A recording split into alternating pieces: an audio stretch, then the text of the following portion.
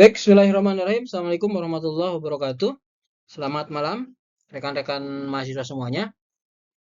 Selamat berjumpa kembali pada malam hari ini. Insya Allah, malam hari ini kita akan melanjutkan mata kuliah bimbingan dan konseling dengan tema ya adalah jenis layanan bimbingan dan konseling. Insya Allah, ya kita akan membahas materi baru setelah pekan kemarin kita melaksanakan UTS ya. Terima kasih kepada rekan-rekan mahasiswa semua yang sudah mengumpulkan UTS-nya ya.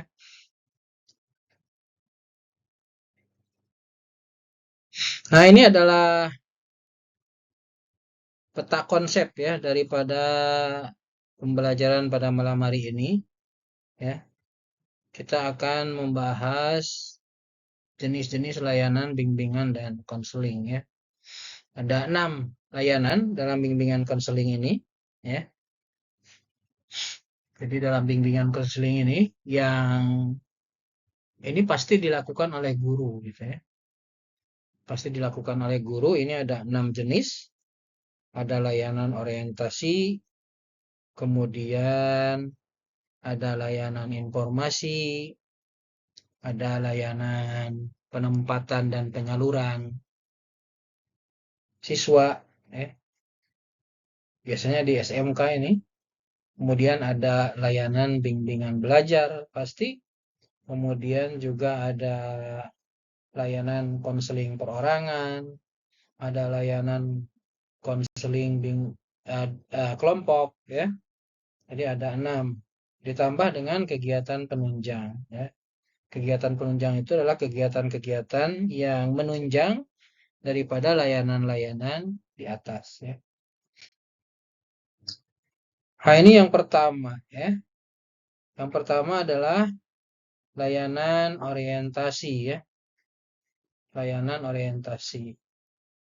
Jadi layanan orientasi ini adalah layanan bimbingan dan konseling yang dilakukan untuk memperkenalkan siswa baru terhadap lingkungan yang baru dimasukinya, ya. Jadi artinya ini layanan yang dilakukan untuk memperkenalkan kepada siswa tentang lingkungan tempat belajarnya. Nah, biasanya dilaksanakan di awal tahun ajaran untuk siswa baru. Ini dari tingkat dasar sampai dengan perguruan tinggi biasanya ada orientasi. Kalau bahasanya sekarang itu MPLS ya, MOS, masa orientasi siswa atau masa pengenalan lingkungan sekolah. Nah, ini biasanya dilaksanakan ya, karena anak harus mengetahui, punya wawasan terhadap lingkungannya, terhadap sekolahnya. Nah, ini banyak ya kegiatannya ya. Biasanya ini menurut Helen ya, dalam bukunya ini menegaskan bahwasannya layanan orientasi adalah layanan bimbingan dan konseling yang memungkinkan peserta didik memahami lingkungan yang baru dimasukinya. Tujuannya untuk apa? Tujuan dari layanan ini adalah memberikan pemahaman dan penyesuaian diri terhadap siswa, ya, baik terhadap temannya ataupun terhadap gurunya, terhadap lingkungan sekitarnya, ya, dan lain sebagainya, ya. Hasilnya apa?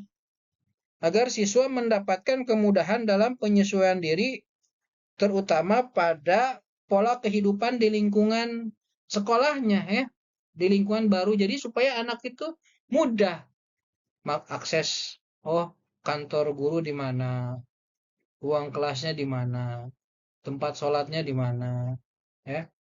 Insya Allah kalau di sekolah-sekolah kita tidak besar sih ya, jadi mudah dijangkau oleh siswa sehingga siswa juga gampang ya dalam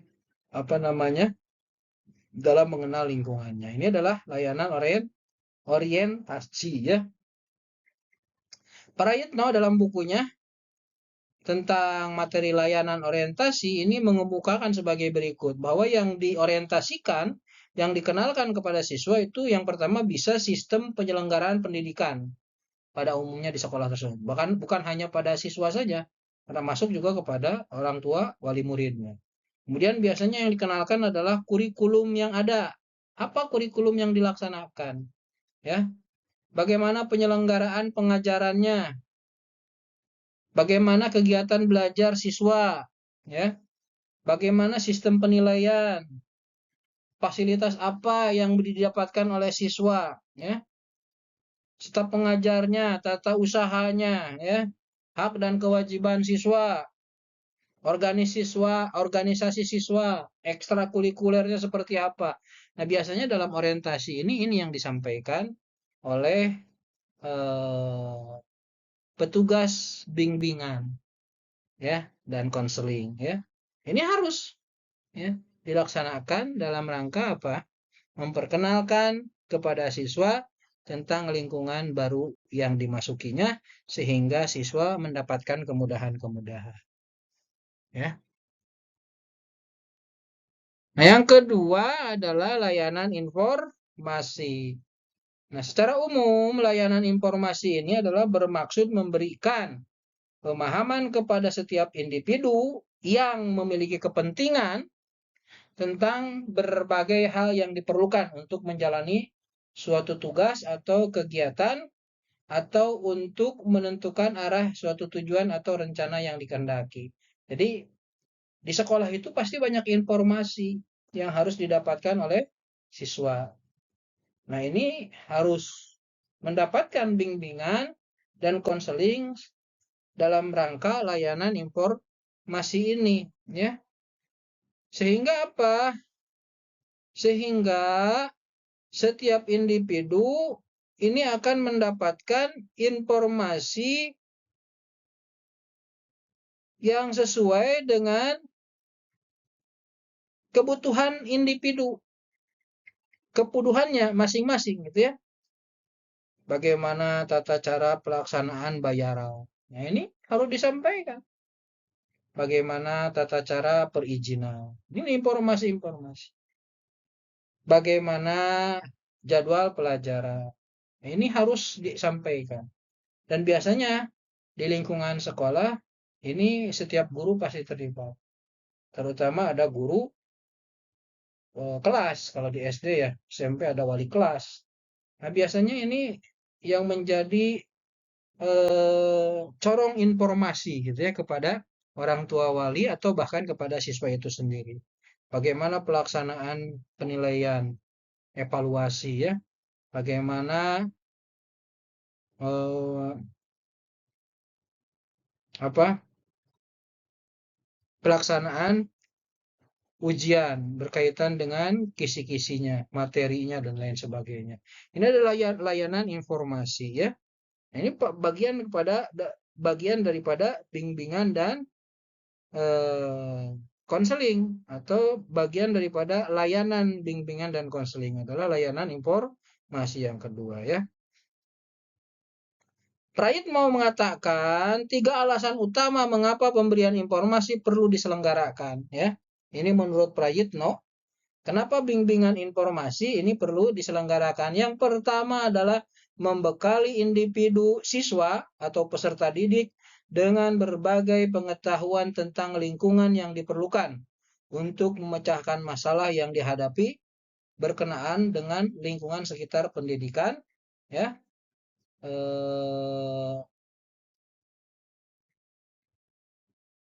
Tentunya berkaitan dengan kondisi-kondisi sosial dan budaya, ya. Kebiasaan-kebiasaan. Bagaimana sih ke kantin, ya, seperti itu.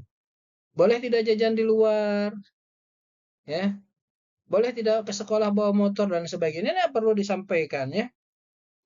Kemudian juga memungkinkan peserta didik atau individu dapat menentukan rencana pendidikan ke depannya, ya. Dapat menentukan rencana pendidikan ke depannya, ya.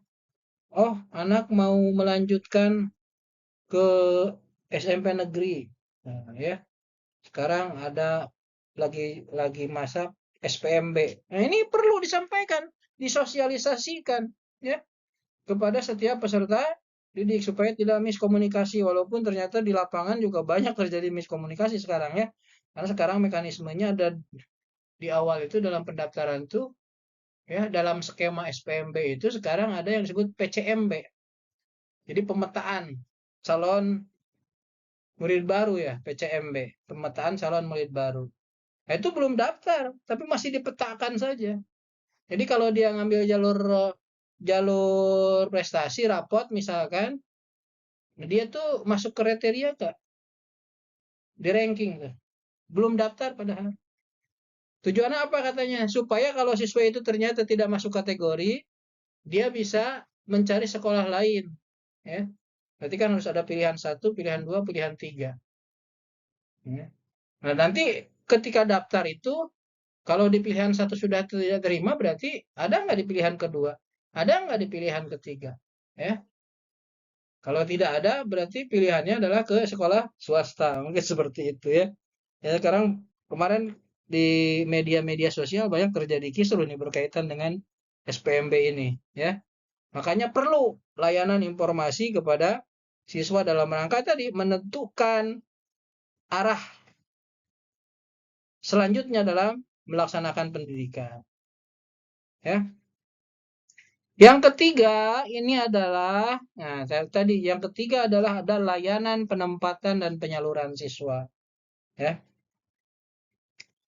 Ini Mulyadi dalam bukunya menyatakan bahwa menjelaskan bahwa layanan penempatan dan penyaluran merupakan layanan bimbingan dan konseling yang memungkinkan peserta didik memperoleh penempatan dan penyaluran yang tepat. Nah, ini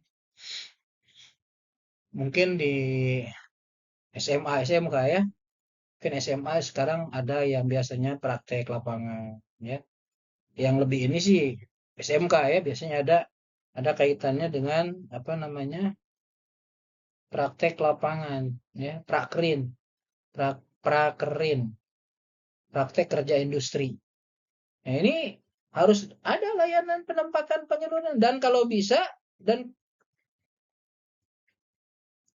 kalau memungkinkan ya, kalau jangan kalau sebenarnya, dan seharusnya ini memperoleh penempatan dan penyaluran yang tepat, walaupun kita ketahuilah ya, tidak setiap sekolah bisa menyalurkan apa penempatan dan menyalurkan siswanya yang melaksanakan praktek kerja itu sesuai dengan bidangnya ya. Misalkan ada SMK jurusan administrasi perkantoran ya. Dan ini juga harus nah tadi harus diberikan harus diberikan juga pemahaman kepada siswa sebetulnya ya. Ya memang tidak mudah mencari tempat penempatan itu ya. Tidak mudah bekerja sama dengan dunia usaha dan dunia industri itu ya. Jurusan administrasi perkantoran ternyata jadi apa namanya pelayan toko ya. Ya. Jadi memang harus harus punya program yang jelas. Jadi praktek kerja industri itu bukan hanya bicara bagaimana mempraktekkan skill yang sudah dimiliki juga gitu ya. Skillnya bukan hanya skill keterampilan oh misalkan berkaitan dengan jurusannya administrasi perkantoran, bukan hanya skill bagaimana dia mengolah data, menyiapkan data ya, memanage kegiatan, memanage surat menyurat misalkan ya. Bukan hanya itu, tapi bagaimana juga soft skill-nya ya, bersabar menghadapi kan kalau praktek kerja industri berarti berhubungan dengan orang banyak. Anak itu dilatih mentalitasnya itu di situ ya. Maksud, kadang banyak apa kondisi-kondisi di lapangan sekarang orang wah anak saya sekolah jurusan teknik mesin ya, tapi di PT malah jadi ya kerja di industri, maksudnya praktek kerja industrinya malah apa jadi tukang packing katanya di PT-nya. Ya justru itu melatih sebetulnya ya, melatih diri. Dan mudah-mudahan selain itu juga memang tetap perusahaan memberikan kesempatan kepada siswanya, ya, kepada siswa ini melalui kerjasama yang dilakukan oleh sekolah, mereka bisa mempraktekkan apa yang sudah dipelajari di sekolahnya, ya. Nah, ini adalah layanan penempatan dan penyaluran siswa, ya. Ini contohnya SMK yang paling mudah. Sekarang juga SMA sudah ada sebagian yang bikin laporan akhir, ya. Sebelum bikin laporan akhir dia praktek, ya. Untuk apa sebetulnya? Untuk melatih diri mereka terjun di dalam masyarakat. Itu melatih mentalitas. Jadi yang dilatih itu bukan hanya hard skill berkaitan dengan keterampilan dia dengan apa yang dia miliki, kemampuannya, tetapi juga bagaimana melatih mentalitas dan itu yang paling penting sebetulnya sekarang, karakter, ya. Jadi pembentukan karakter. Nah, selanjutnya adalah layanan bimbingan belajar. Nah, ya tentunya pasti kaitannya dengan ini, ya. Pasti sangat kita sebagai guru berkaitan dengan bimbingan dan konseling ini, pasti salah satu layanan yang harus dilaksanakan adalah layanan bimbingan belajar. Ini tidak boleh terlewatkan karena ini fokus utamanya, ya. Karena belajar ini harus dilaksanakan dan ini usaha sadar yang dilakukan oleh seorang guru dan murid, ya. Layanan bimbingan belajar yaitu layanan bimbingan dan konseling yang memungkinkan peserta didik atau siswa mengembangkan berkenaan dengan sikap dan kebiasaan belajar yang baik, materi yang cocok dengan kecepatan dan kesulitan belajarnya, serta berbagai aspek tujuan dari kegiatan belajar lainnya. Ya, jadi belajar itu kan apa? Sebuah kegiatan yang dilakukan secara sadar untuk merubah seseorang, gitu ya. Untuk merubah seseorang yang tadinya tidak tahu menjadi tahu, yang tadinya tidak bisa menjadi bisa. Nah, ini usaha sadar. Makanya kalau nggak sadar nggak terjadi belajar itu. Sok banyak sekarang di sekolah-sekolah, termasuk mungkin kita semua, ya, termasuk saya, ya, punya masalah mungkin bagaimana memberikan pemahaman belajar kepada anak. Kalau belajar itu dipaksa gitu, ya. Makanya belajar ini harus usaha sadar. Makanya bagaimana, nah ini guru bisa memberikan layanan bimbingan belajar kepada siswanya, ya. Dan ini memang sulit, ya. Ini memang sulit. Satu anak, satu karakter. Coba kita bayangkan, ya, di dalam satu kelas ada 30 anak, ya. Wah, lebih, Pak, gitu ya. Ada 35, 40, ya. Memang sudah tidak standar. Jumlah anak saja sudah nggak standar, gitu ya. Bagaimana kita memberikan layanan bimbingan belajar yang maksimal ketika jumlah anak juga berpengaruh terhadap pelayanan tadi, ya. Ya. Nah, ini harus, tapi kita jangan putus asa, ya. Bagaimana nih kita punya strategi supaya bisa memberikan bimbingan belajar kepada anak yang maksimal sehingga anak itu cocok belajar. Baik cocok belajar dengan gurunya, cocok belajar dengan materinya, ya, sehingga mereka punya kesempatan untuk mendapatkan pengetahuan secara mudah sesuai dengan kemampuannya masing-masing. Mudah itu kan tidak bisa disamaratakan. Oh, kata anak yang satu mudah, kata anak yang lain susah. Nah, kita harus memahami bahwa setiap anak memiliki perkembangan belajarnya masing-masing yang berbeda-beda dan guru harus memahami itu. Tidak bisa kita dari 30 anak ya semua harus bisa. Ya, nggak bisa, ya. Kita harus memahami itu, ya.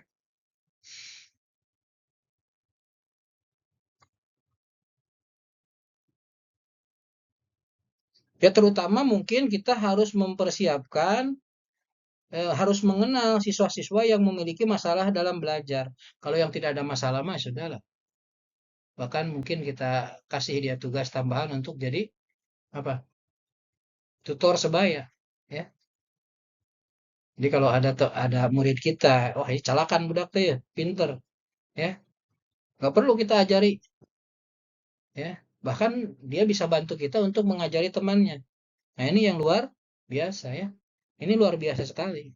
Dan kita bisa menjadikan mereka-mereka ini adalah sebagai tutor sebaya. Jadi kita fokus perhatiannya adalah kepada siswa yang mengalami masalah belajar, ya, baik itu tentang kemampuan pengetahuannya, ya, apa kognitifnya, berkaitan dengan motivasi belajarnya, berarti sikap gitu ya, berkaitan dengan sikapnya yang berpengaruh kepada kebiasaan belajar. Karena tidak ada sebetulnya mah yang bodoh, yang ada itu orang malas, ya. Karena ya bodoh itu bukan bawaan. Jadi kalau manusia itu kan diberikan kemampuan yang sama ya maksudnya ketika eh, ini dengan kekuasaan Allah dan kita harus percaya gitu ya. Setiap orang ada kekurangannya, ya. Tetapi setiap orang dengan kekurangannya bisa berprestasi karena punya kelebihan di satu sisi yang lain. Nah, ini mungkin yang harus kita pahami bagaimana siswa-siswa memang memiliki masalah atau mengalami masalah dalam belajar. Kemudian juga bagaimana pengembangan motivasi, sikap, dan kebiasaan belajar yang baik. Ini untuk siswa-siswa yang memang memiliki masalah ya. Termasuk juga bagaimana perbaikan pengajaran kita. Jadi selain melihat siswanya, kita juga melihat kitanya gitu ya. Karena kita juga harus tetap evaluasi tindak lanjut gitu kan. Melaksanakan membuat program, melakukan evaluasi, kemudian melakukan tindak lanjut. Oh, tahun ini kekurangan kita A, B, C, D. Nah, tahun depan kira-kira apa yang bisa kita lakukan supaya A, B, C, D tadi bisa diperbaiki ya. Nah, ini layanan bimbingan belajar yang memang akan kita laksanakan kepada murid-murid kita.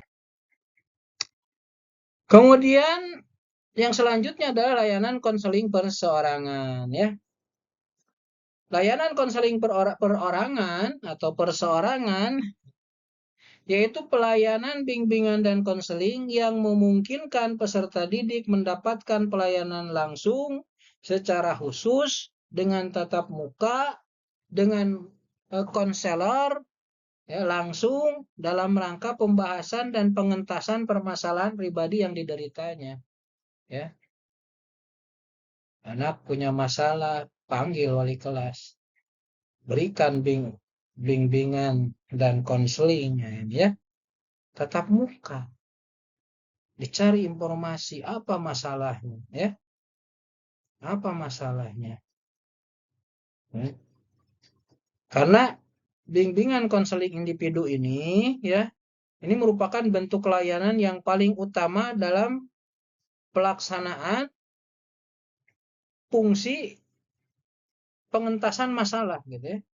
Jadi kalau kalau siswa terlihat ada masalah ya memang harus langsung diajak ngobrol gitu ya. Kenapa sering kesiangan ya.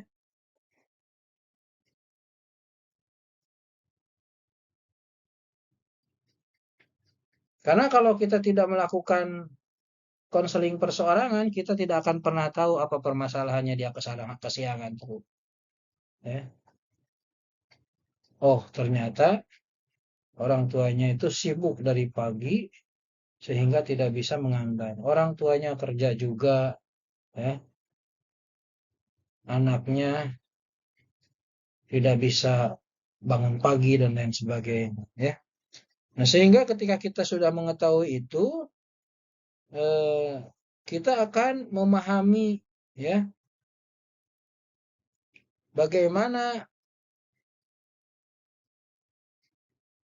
pelayanan konseling bisa dilaksanakan ya secara pribadi ya.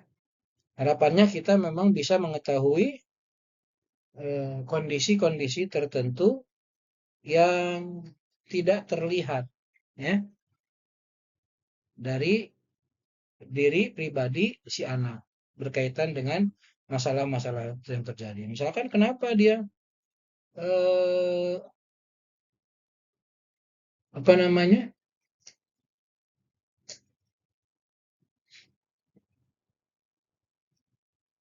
Kalau di sekolah kelihatan lemes, letih gitu kan. Ya, jangan-jangan di rumahnya jarang sarapan, bahkan tidak sarapan. Ya. Jadi memang kita harus harus bisa mengetahui ya kondisi-kondisi siswa ya, apalagi yang memang terlihat memiliki masalah ya. Nah, ini pendekatannya untuk melaksanakan bimbingan konseling perseorangan ini banyak ya, ada beberapa bentuk atau cara ya.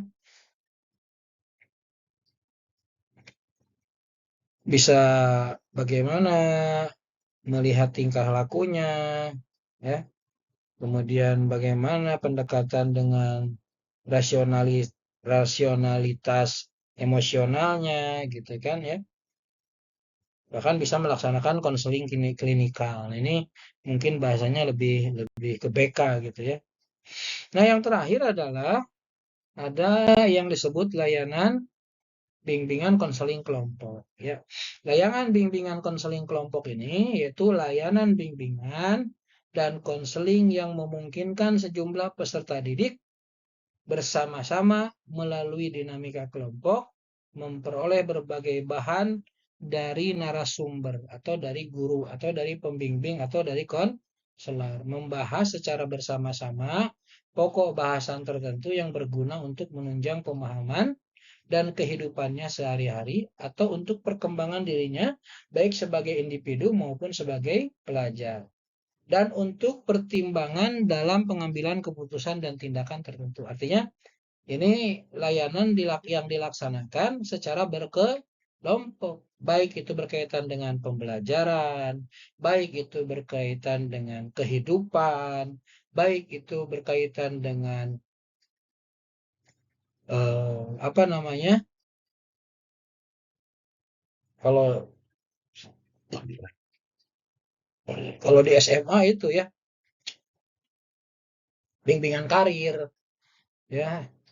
Kalau kuliah bagaimana, kalau kerja bagaimana. Ini harus ada layanan bimbingan konseling kelompok ya yang dilakukan secara bersama-sama dalam sebuah dinamika kelompok ya. Sehingga setiap individu atau peserta didik ini mendapatkan kesempatan belajar secara bersama-sama sehingga bisa saling bertukar informasi, berdiskusi tentang bagaimana permasalahan-permasalahan yang ada, baik itu berkaitan dengan pembelajaran, baik itu berkaitan dengan kehidupan sehari-hari atau berkaitan dengan bimbingan karir ya. Bagaimana selanjutnya sekolah, bagaimana kalau kerja ya. Jadi seperti itu. Jadi ini adalah bimbingan yang dilaksanakan secara berkelompok ya.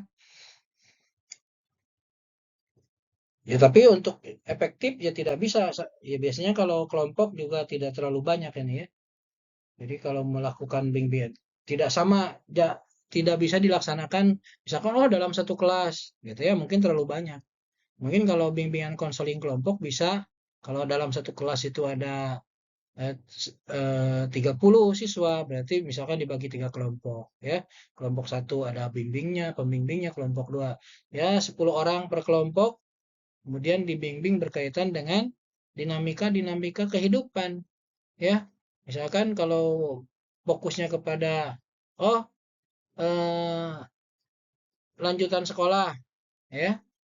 Oh berkaitan dengan kerja, bisa dikelompokkan ya sesuai dengan kondisi setiap individu yang ada ya. Oh dia jurusan IPS atau jurusan IPA mau lanjut kemana nih? Gitu ya. Nah, ini kan bisa dipersiapkan melalui bimbingan konseling. Oh, ada perusahaan yang akan membuka lowongan pekerjaan. Ya, kemudian sekolah bekerja sama dengan BLK, Balai Latihan Kerja misalnya. Nah, ini bisa dilakukan secara kelompok konselingnya ya. Mempersiapkan mereka supaya siap bekerja di tempat yang memang sedang membutuhkan, baik dari sisi pengetahuan, dari sisi sikap, dari sisi keterampilan dan lain sebagainya. Nah, mungkin itu yang bisa sampaikan untuk pertemuan malam hari ini, ya. Soalnya nanti kita lanjutkan pada pertemuan selanjutnya. Mudah-mudahan apa yang disampaikan ini bisa dipahami. Ya, jika ada hal-hal yang ingin didiskusikan, ya, mudah-mudahan rekan-rekan semua bisa menyampaikannya melalui WA lah, ya, atau komen di apa di kolom komentar, ya, di YouTube, ya. Mungkin itu yang bisa saya sampaikan. Terima kasih, ya, kepada rekan-rekan mahasiswa semuanya. Saya tutup dengan doa. Wabillahi taufik wal hidayah. Ya. Assalamualaikum warahmatullahi wabarakatuh.